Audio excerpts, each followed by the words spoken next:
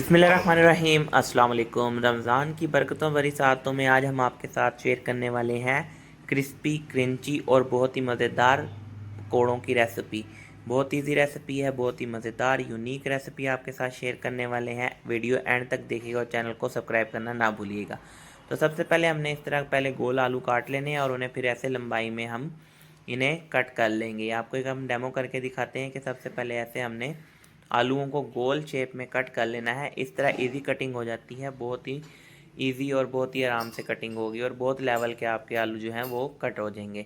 फिर आपने इस तरह इन्हें गोल जो स्लाइस आलू आपने काटे थे गोल में, उन्हें आपने इस तरह लंबी शेप में कट कर लेना है और इस तरह करके आपने आलूओं को अच्छे तरीके से काट लेना है। उसके बाद हम इसमें पालक जो है वो ब्रीक काट के डालेंगे और इसे इसमें जो है एक मुट्ठी पालक हम इसमें जो है वो ऐड कर देंगे। ठीक है जी। तो उसके बाद हम इसमें प्याज ऐड करेंगे। प्याज को भी हम मीडियम साइज़ के 2 प्याज हम ले लेंगे और उन्हें हमने बारीक काट कर इसमें ऐड कर देना है और फिर हम इसे अच्छे तरीके से वॉश कर लेंगे। स्पाइसेस की तरफ चलते हैं। हम इसमें स्पाइसेस ऐड करेंगे। बेसिक स्पाइसेस है, सुरख मिर्च है, कुटी मिर्च है, हल्दी है, साबुत धनिया है, ज़ीरा है। अच्छा, आप स्पाइसेस अपने हिसाब से रख सकते हैं। इसकी क्वांटिटी हर कोई अपने हिसाब से खाता है, कोई तेज़ मसाले खाता है, कोई हल्के खाता है। बस ये चीज़ें इसमें ऐड होनी है।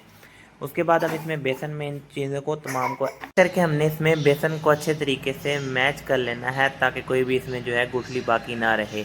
उसके बाद हम इसे अच्छे तरीके से मिक्सचर इसका बना लेंगे और आलू जो धो के रखे थे फिर हम इसमें बेसन ऐड करेंगे। आलूओं को हमने अच्छे तरीके से वॉश कर लिया था और अब हम इसमें बेसन को ऐड कर देंगे और पानी इसमें ऐड नहीं करेंगे। पानी ऐड करेंगे तो ये बिल्कुल ढीले पड़ जाएंगे और फिर मसाला जो है वो आपका बिल्कुल ढीला बनेगा और पकोड़े सही नहीं बनेंगे। कोई भी आप ग्लव्स पहन कर आप इसे मैच कर सकते हैं, हाथों पे मिर्चें नहीं लगेंगी। अच्छे तरीके से हमने इसे मैच कर लेना है। बहुत ही यूनिक रेसिपी, बहुत ही मज़ेदार, रमज़ान स्पेशल, हर घर में हर दस्तरखान पे खसूसी तौर पे पकोड़े हर दस्तरखान की शान होते हैं। अब हमने ऑयल को गर्म कर लेना है। इतना गर्म करेंगे इसमें कि फुल गर्म ऑयल हो जाए। तो ऑयल को हम गर्म होने के लिए रखते हैं। अब इसमें हम थोड़ा सा पानी का छींटा लगा देंगे। ज़्यादा इसका मिक्सचर हम पतला नहीं करेंगे और इसे अच्छे तरीके से मैच करके अब हम इसका मिक्सचर तैयार कर लेंगे। जी, तो हमारा मिक्सचर जो है वो तैयार हो गया है। अब इसमें हम हाथ की मदद से पकोड़ों को अपने हिसाब से आपकी जितनी मुट्ठी में आ जाए, जितनी 3-4 उंगलियों में आ जाए, आप इसमें गर्म ऑयल के अंदर आपने जो है इसे फ्राई कर लेना है अच्छे तरीके से।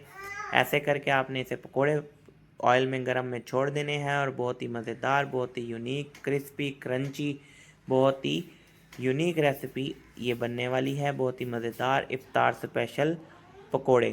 ठीक है जी। तो इस तरह करके आपने इस पकोड़ों को अच्छी तरह से तलाई कर लेना है और वीडियो को एंड तक देखिएगा। चैनल को लाइक एंड सब्सक्राइब कर दें, वीडियो को दोस्तों के साथ शेयर कर दें।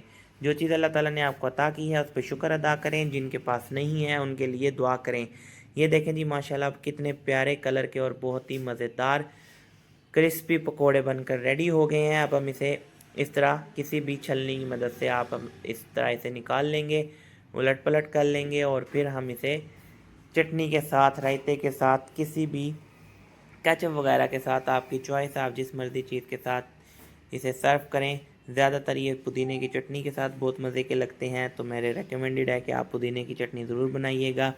पिछली वीडियो में हम आपको समोसों वाली वीडियो में चटनी बनाने की रेसिपी भी उसी में शेयर कर चुके हैं। जी, तो ये हमारे पकोड़े बनकर रेडी हो गए हैं। अब हम इसे किसी बर्तन में निकाल लेंगे, जिस भी चीज़ में आप निकालें। तो वीडियो अच्छी लगी हो तो चैनल को लाइक एंड सब्सक्राइब